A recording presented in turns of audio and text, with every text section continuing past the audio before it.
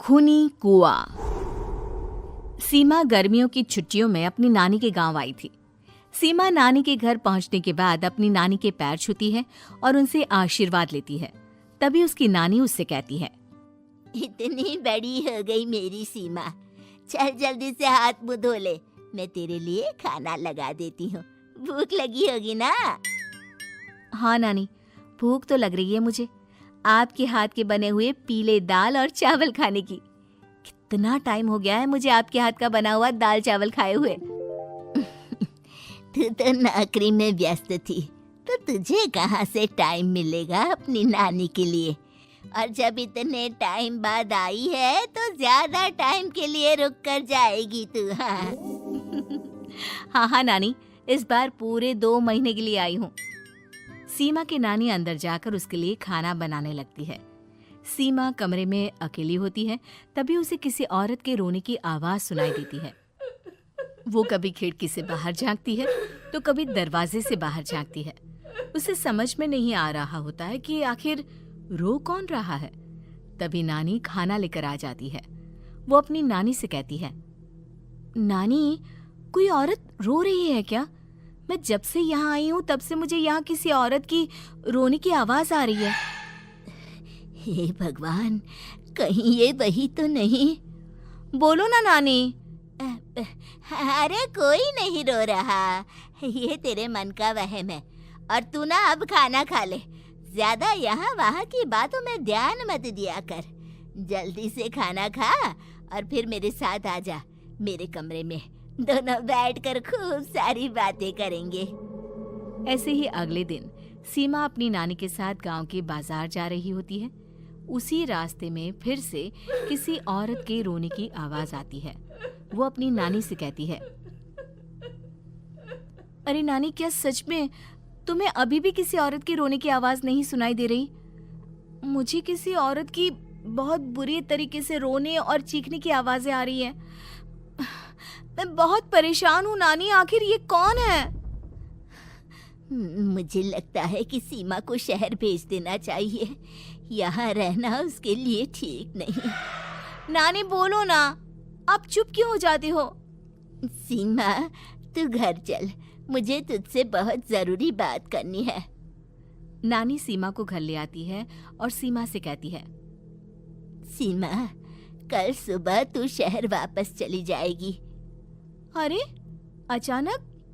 आखिर क्या बात है नानी, आप मुझे ऐसे जाने को क्यों कह रही हो? मैं बस जो कह रही हूँ उस पर ध्यान दे। तू कल सुबह यहाँ से चली जाएगी, और ये बात मैं कोई मजाक में नहीं बोल रही। तू कल जाएगी तो मतलब जाएगी। अरे नानी, चली जाऊंगी मैं, ठीक है, पर आखिर बात क्या है ये तो बता दो। मम्मी से कोई बात हुई है या फिर मुझसे कोई गलती हुई है जो तुम मुझे अचानक से जाने के लिए बोल रही हो? देख सीमा, रात बहुत हो चुकी है और मुझे इस बारे में कोई बात नहीं करनी। चल, अब चल के मेरे साथ सो जा। सुबह की बस पकड़कर तुझे शहर भी तो जाना है। सीमा को अपनी नानी का ऐसा व्यवहार देखकर बहुत ही अजीब लगता है। उसे कुछ समझ में नहीं आ रहा होता है कि आखिर उसकी नानी उसे अचानक से गांव छोड़कर जाने के लिए क्यों कह रही है। ये सारी बातें सोचते सोचते सीमा की आंख लग जाती है और वो अपनी नानी के साथ सो जाती है। ऐसे ही आधी रात को सीमा को फिर से किसी औरत की रोने की आवाज सुनाई देती है।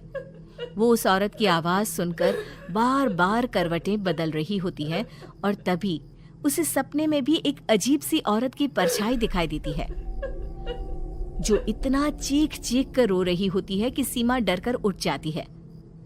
वो पूरे पसीने पसीने हो रही होती है। वो अपने आसपास देखती है तो घर में बिल्कुल शांति का माहौल होता है। सीमा घबरा जाती है। वो अपनी नानी को जगाने की कोशिश करती है, मगर उसकी नानी नहीं जगती। सीमा को फिर से उस औरत की रोने की आवाज सुनाई देती है। आखिरकार सीमा अपने आप को रोक नहीं पाती और वो घर का दरवाजा खोलकर बाहर निकलती है। आखिर ये माजरा क्या है? आज तो मैं पता करके रहूंगी। अब आवाज का पीछा करते हुए सीमा आधी रात को गांव के चौपाल के पास बने कुएं के पास पहुंच जाती है, जहां कुएं की चारों ओर बेड़ियां लगी होती हैं उन बेड़ियों में लगे हुए ताले के साथ एक लाल रंग का कपड़ा और माता रानी का कलावा बंधा होता है। उस कुएं में से सीमा को किसी के रोने की आवाज आती है। सीमा परेशान हो जाती है। इस कुएं में कौन है? कौन है यहाँ? सुनो, कौन है? कौन रो रहा है? वो चिल्ला चिल्ला कर पूछती है और साथ ही लोगों को जगाने की कोशिश करती है, मगर किसी को भी उसकी आवाज सुनाई नहीं देती। अब सीमा खुद उस कुएं के पास की बेड़ियों और तालों को खोलने की कोशिश करती है और किसी तरह कुछ देर की मशक्कत के बाद सीमा उसको खोल भी देती है। और जैसे ही वो कुआं खोलकर उसके अंदर झांकती है, सीमा उस कुएं में गिर जाती है। इतने में उसकी नानी की नींद भी खुल जाती है और सीमा को पास ना देखकर नानी परेशान हो जाती है। नानी घबराकर पूरे घर में उसे ढूंढने की कोशिश करती है, जिसके बाद उसकी नानी और सभी लोग उस खूनी कुएं के पास जाते हैं और सीमा की नानी कुएं के पास खड़ी होती है। सभी गांव वालों और सीमा की नानी को सीमा के चिल्लाने की आवाज आती है। बचाओ, कोई मुझे बचाओ। मेरी बच्ची, हम आ गए, हम तुझे बचा लेंगे। नानी, मुझे यहाँ बहुत डर लग रहा है। यहाँ इंसान की कटी हुई मुंडिया, हाथ, पैर और कंकाल है और खून भी है। नानी, मुझे डर लग रहा है। आप सब मेरी मदद कीजिए, नहीं तो ये खूनी कुआं मेरी बच्ची को भी खा जाएगा। अरे मुझे तो ये समझ में नहीं आ रहा कि आखिर इस खूनी कुएं को खोला किसने। सालों पहले इसको इतनी मुश्किलों के बाद तांत्रिक बाबा ने बंद किया था। अरे पूरा गांव खूनी कुएं के बारे में अच्छे से जानता है, तो कोई भी जानबूझकर तो ऐसा करेगा नहीं। मतलब किसी ने अनजाने में इसे खोल दिया है भैया। सीमा को इस बारे में मालूम नहीं था और जब से वो यहाँ आई थी तभी से उसे किसी औरत के रोने की आवाजें भी सुनाई दे रही थी। कहीं सीमा ने ही तो उसे नहीं खोला। अगर ऐसा है तो फिर सीमा का बचना बहुत मुश्किल है। वहीं कुएं के अंदर सीमा रोते हुए बैठी होती है कि उसे आवाज सुनाई देती है जो कुएं के बाहर खड़े गांव वालों में से किसी को सुनाई नहीं देता। आज सालों के बाद मुझे ताजा खून मिलेगा। तेरा खून पीकर आज मैं अपनी प्यास बुझाऊंगा।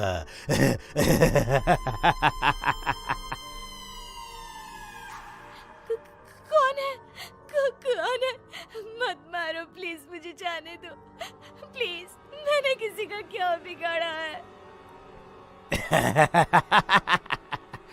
वो तुझे मरने के बाद पता चल ही जाएगा। जितने में गांव वाले और सीमा की नानी कुछ सोच पाते, उतने में उन्हें सीमा के चिल्लाने की आवाज आती है और अगले ही पल सब शांत हो जाता है। क्या हुआ? सीमा, मेरी बेटी।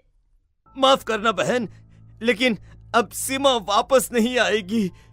हमें एक बार फिर से कुएं को बंद करना होगा। गांव वाले तभी तांत्रिक को बुला कर लाते हैं।